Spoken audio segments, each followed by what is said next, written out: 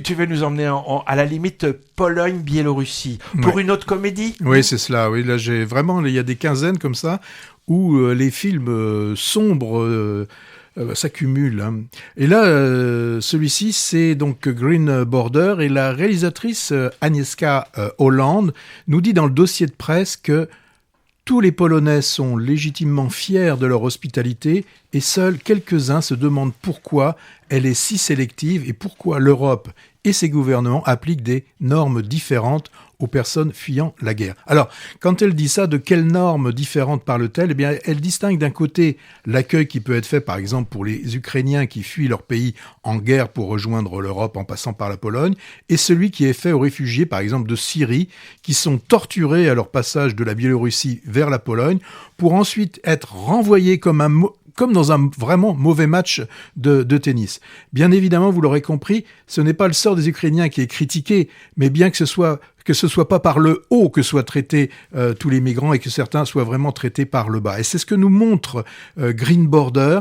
Donc, nous montre que le sort de ceux qui ont une couleur de peau, une religion différente de celle qui domine en Europe, eh bien, subissent la torture, le vol, le viol, et aussi bien du côté biélorusse que du côté polonais. Heureusement que tous, côté polonais, ne portent pas tous justement le même regard et que certains s'organisent pour venir en aide aux familles migrantes qui veulent juste avoir une vie meilleure que celles qui sont quittées dans leur pays d'origine. Et donc là, la réalisatrice va nous donner dans son film Green Border 3 axes différents, 3 visions différentes. On va avoir celle d'une famille de réfugiés syriens. On va avoir aussi un jeune garde-frontière qui va se poser beaucoup de questions et une activiste, mais malgré elle, une femme d'une 50aine d'années qui ne peut s'empêcher de répondre aux cris de ceux qui en ont besoin. Les 3 destins, comme dans beaucoup de films, les 3 destins vont se connecter, s'entrelacer pendant les presque 2 heures de ce film. Green Border est un film constat sur une situation qui nous est peut-être étrangère. Comment l'Europe se comporte pour l'accueil des migrants selon l'endroit d'où l'on vient, selon la religion que l'on a, selon la couleur de peau que l'on a. C'est pas le premier film qui, en toile de fond, nous parle des migrants ces derniers temps. On en a eu plusieurs. On a eu Moi, Capitaine. On a eu vrai film de fiction La Tête froide, ou encore, un peu plus ancien, Ils sont vivants. Celui-ci frappe immédiatement les esprits. Et en plus d'avoir choisi le noir et blanc, renforce la puissance du message.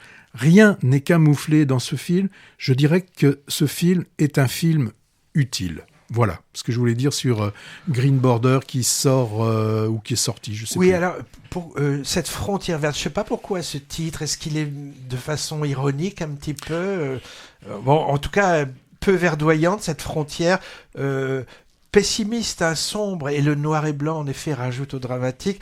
Parmi toute cette violence et cette corruption montrée dans le film, il y a une scène quand même qui nous fait partager une parenthèse optimiste. Je ne sais pas si tu te souviens, c'est quand un groupe de jeunes fraternise dans plusieurs langues à propos de musique.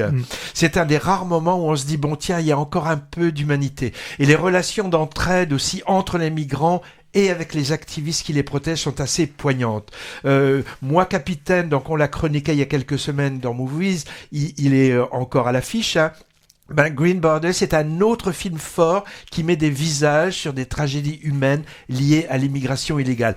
Agnieszka Holland, cinéaste engagée, a été vilipendée pour avoir soi-disant donné une image négative de la Pologne, avec de grandes manifestations de rue hostiles menées par l'extrême droite dans son pays. Elle est samedi 3 à Bordeaux pour y présenter son film, d'ailleurs qui a remporté le prix spécial du jury à Venise en 2023.